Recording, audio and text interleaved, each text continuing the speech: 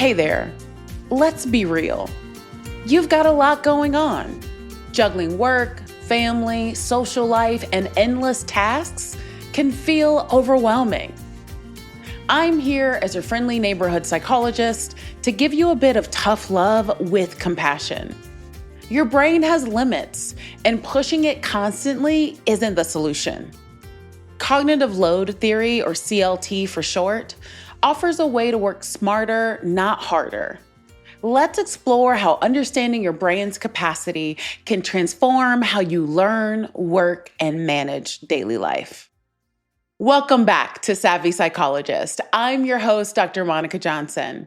Every week on this show, I'll help you face life challenges with evidence-based approaches, a sympathetic ear, and zero judgment. Cognitive load theory, developed by psychologist John Sweller, is built on a simple premise. Your brain's working memory can only hold a few pieces of information at once, much like having too many tabs open on your browser. CLT focuses on 3 types of mental effort. The first is intrinsic load. This is the natural difficulty of a task. For example, learning a new language is intrinsically challenging because you need to remember new vocabulary, grammar rules, and pronunciation all at once. There's also extraneous load. This is unnecessary information that complicates learning. For instance, trying to learn from a poorly structured website with too many ads and unrelated links adds extraneous load. And finally, germane load, the mental effort to build and retain knowledge.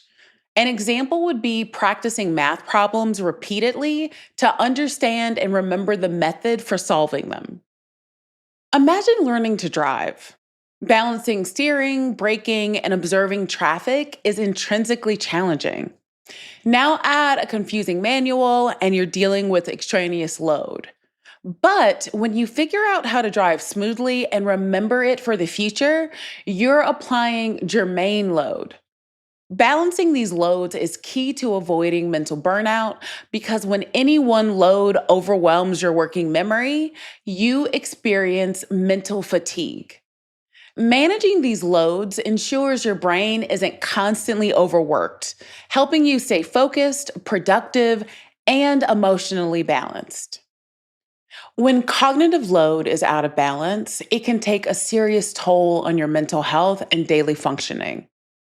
Cognitive overload affects memory, decision-making, and emotional regulation, as shown by research from Paz, Sweller, and the American Psychological Association. Heightened cortisol levels from mental strain can lead to anxiety, fatigue, and burnout, especially in high-demand environments. Poor sleep, reduced focus, and irritability often result from prolonged overload.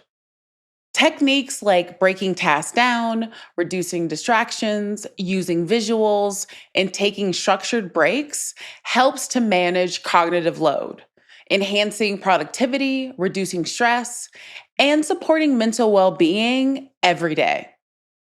Managing cognitive load helps you learn faster, work smarter, and avoid burnout.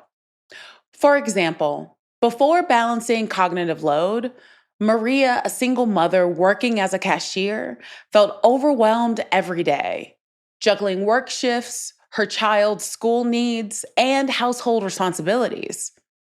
She often forgot important tasks, felt stressed, and had little energy left for herself.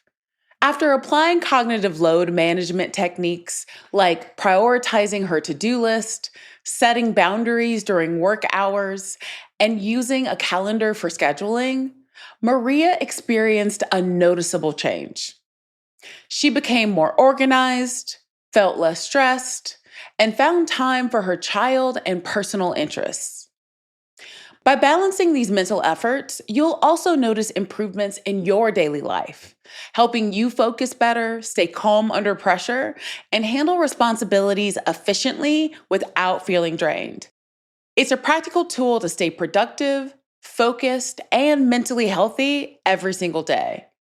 Let's make your brain work for you, not against you, so you can enjoy a more balanced and fulfilling life.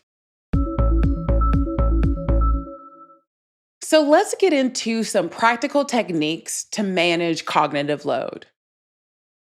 Managing cognitive load requires intentional strategies that make daily life easier and more efficient. Here are some proven techniques. The first is chunking information. Break complex tasks into smaller, manageable steps. For example, when studying for an exam, divide material into sections and tackle one at a time rather than trying to cram everything at once. Next is prioritization. Use tools like the Eisenhower matrix to distinguish between urgent and important tasks, allowing you to focus on what truly matters instead of feeling overwhelmed by a never ending to do list. The Eisenhower matrix categorizes tasks into 4 quadrants. The first is urgent and important. These are things to do now. So these are tasks that require immediate attention and have significant consequences. Examples may be meeting deadlines, handling crises, or attending to personal emergencies. The next quadrant is important but not urgent.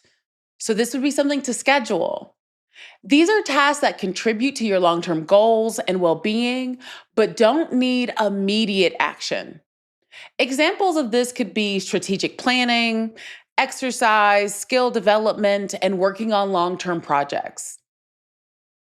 The third quadrant is urgent but not important.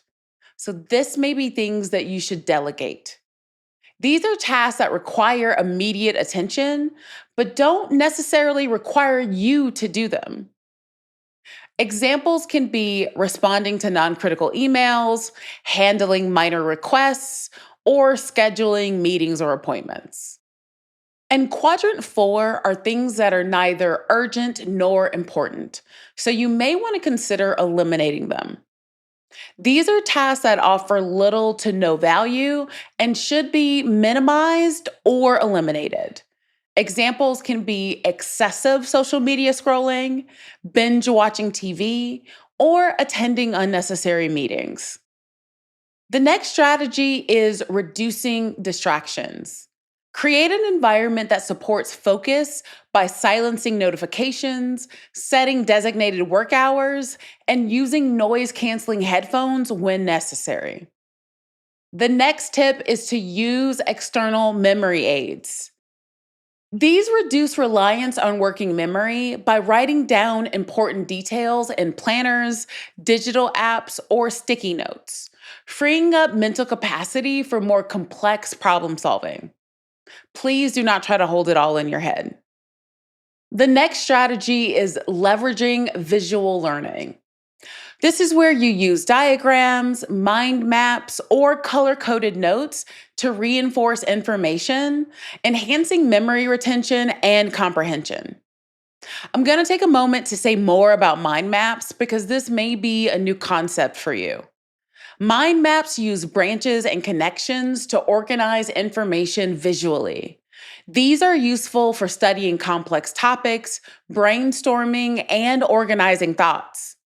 For some, the visual nature of them helps them to see connections that would have been lost otherwise. There are apps such as MindMeister, XMind, or Lucidchart, to name a few, that can get you started. My next tip is our good old friend, practicing mindfulness. Please make sure to incorporate mindfulness techniques like deep breathing or meditation to calm the mind, reduce stress, and improve focus. You should also be taking structured breaks. You can follow the Pomodoro technique, for example, and this is where you work in focused intervals, for example, 25 minutes, followed by short breaks, for example, around 5 or so minutes, to maintain energy and prevent cognitive fatigue. And lastly, I'm going to suggest delegation and asking for help. Recognizing that you don't have to do everything alone reduces unnecessary mental strain, allowing you to focus on tasks that align with your strengths and priorities. By implementing these techniques, you can create a healthier cognitive environment, enhancing learning, efficiency, and overall well-being.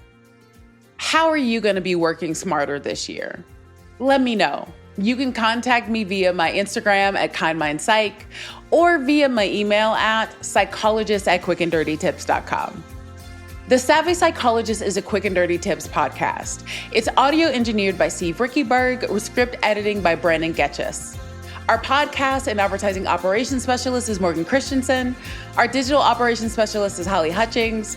And our marketing and publicity associate is Davina Tomlin. Nathaniel Hoops is our marketing contractor. Follow Savvy Psychologist on Apple Podcasts, Spotify, or wherever you listen to podcasts. That's all for this episode of Savvy Psychologist. Thanks for listening, and I'll see you next week.